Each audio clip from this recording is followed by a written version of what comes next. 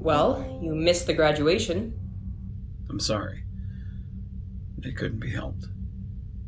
You know how busy I get. I know, but still, it would have been nice to see my sponsor there at the ceremony. Was it a big crowd? You know I hate big crowds. Ah, is that the real reason you stayed away? All this made-up work on the Odyssey is just malarkey. Guilty. I began my assignment to the CONSTAR Wednesday. I thought you were shuffled off next week. It was supposed to be, but there were some last-minute changes Captain Sanders had. I'm not privy to the details. Well, he's a good man. I'm sure he is. I'll admit I'm somewhat overwhelmed. You train and train, but you're not quite sure what to expect, putting yourself out there like this. Well, counseling an entire starship is tough. But you can handle tough. You've trained harder than anyone I know to get this far. I had to. After Quincy and Dawn were killed, I owed it to them. They were the best parents I could have asked for, and they deserve to see me succeed. I believe they are looking down on you and smiling. I'd like to think so too. Can I ask some things? Of course. The trauma you had with the Borg. You never talk about it. You sort of brushed it under the carpet. Lois Tessler. The Borg had me for what seemed like an eternity. The accommodations were lousy. The service was slow. And in the end, the institution had nothing left to offer me. So I left. It's important for you to keep your smile, despite everything you've lost. I don't do guilt. The universe can do anything it wants to you, but it can't take away your smile. I choose my outlook, and I choose how I proceed. That's important in life. It's so important in so many things. So many people hate, and so many people do it. I choose to love for the same reason. Outlook can have a huge impact on life in general. Life can be negative, but seeing an injustice done can have a positive impact if you allow yourself to go that direction. Problem with so many people is they choose to go down the negativity first, instead of looking for options. A knee-jerk reaction. A tragedy can have a positive outcome, even if it's not the preferred choice. I had a friend once, or at least someone I thought was a friend. Yeah? I approached him on something. He was, after all, a friend. There was this warlord, and the only connection there was this friend. What happened? I honestly don't know. I hadn't been able to talk to him for such a long time, and his refusal to discuss the situation was kind of the last straw. The trust had been broken. Were you ever able to get to the bottom of it? No. And I have so many questions about not only what I went through, but what others had as well. You see, he was dishonest with so many others, and it began to catch up with him. Truth is a way of doing that. Not with his followers, and trust me, he has them, but with people I respect. He wouldn't ever discuss it with you? I've tried several times, at mutual friends' requests, and against my better judgment, but I've always felt that once someone shows you who they really are, you should believe them. Like I said, he's done this to many other people as well. I see. He sounds very conflicted inside. He is. It's one of the many reasons I got along with him. I understood him. After the incident, I tried to have a few people do an intervention. That didn't go well. No? No. Sadly, pacifists are always in abundance. Far too many people have their heads in the sand, and sadly, in the real world, things are are not so peachy keen and hunky-dory. The way you go from optimist to cynic is... wow. Nah, don't get me wrong, I'm a glass-half-full type guy, but the life I've lived, I'm very lucky to be where I'm at.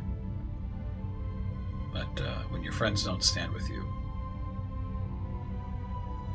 I don't have time for fake. And you move on. And that is a good thing. I certainly hope you continue these talks with me, oh wise mentor. I wouldn't have it any other way. I'm sorry I didn't see you off to the CONSTAR, but I'm very proud of you. Now, I'm off to get my numbers. That never gets old. Okay, be good. Be good.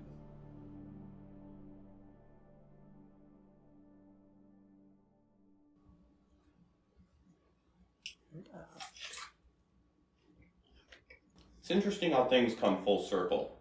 How so?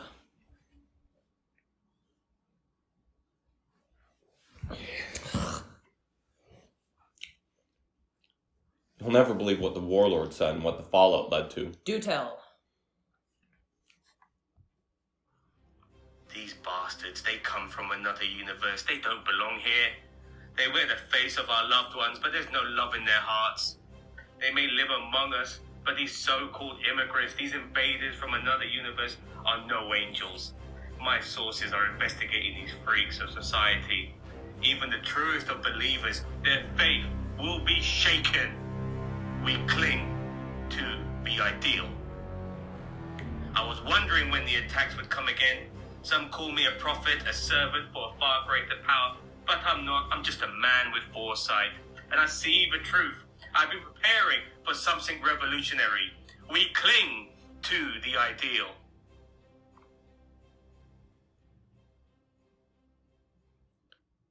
What do you think, Lieutenant?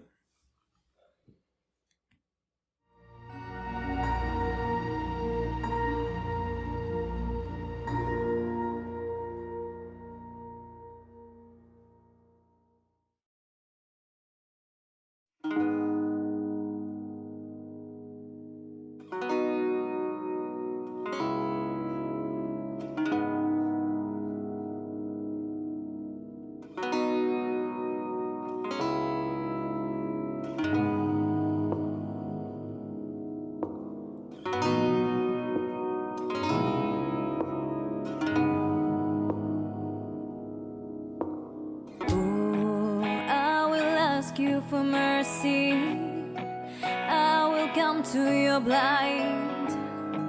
What you'll see is the worst me, not the last of my kind.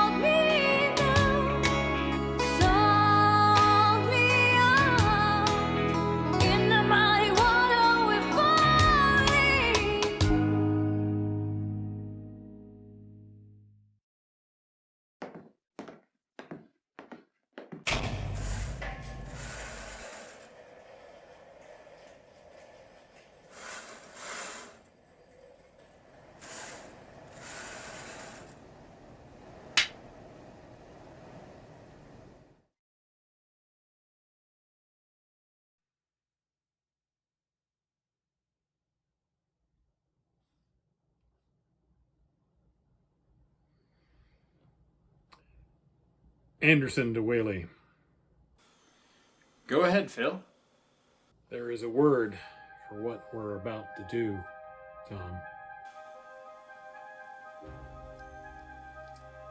Treason. But what are we to do? Section 31 allowed the Vandenbos to be destroyed. And your son. He would understand what we're about to do. Right, Frank? They all would. We have to go to each of the time streams and fix these catastrophes from happening. Prevent any fractures from overlapping. They wouldn't understand what was happening to them. Only history can judge us now. If we succeed, history won't even remember any of this. Or it'll remember all of it. Either way, this changes everything. No more fractures allowed. Some may call this a temporal Cold War, but I call this a revolution.